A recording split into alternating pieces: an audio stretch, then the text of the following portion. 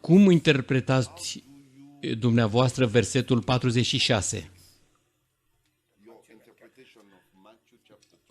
Cum înțelegeți versetul Matei 24:46? Eu nu interpretez deloc. Eu îl cred așa cum este scris. Că toți slujitorii lui Dumnezeu de pe întreg pământul,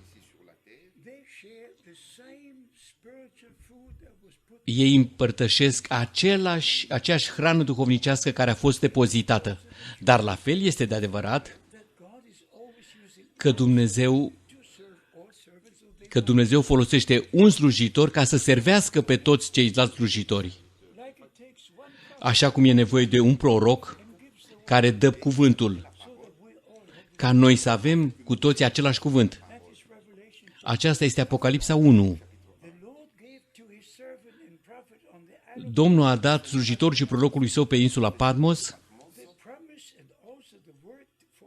făgăduința și cuvântul pentru toți ceilalți slujitori. Tot ceea ce Dumnezeu dă unui slujitor este pentru toți slujitorii lui Hristos, care participă în aceeași slujbă și la aceeași hrană.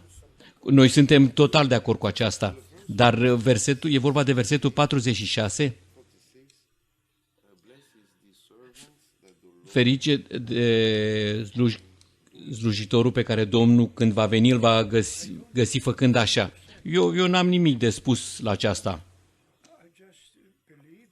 Eu cred cum este scris. Și las totul în mâna Domnului. Eu nu am interpretat niciodată un singur verset. Dacă pun această întrebare, frate Frank, că sunt oameni care, citind acest verset, ei spun că fratele Frank nu va muri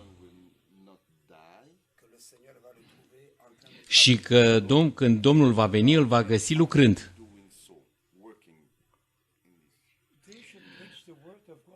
Ei să predice cuvântul lui Dumnezeu și să mă lase pe mine în pace.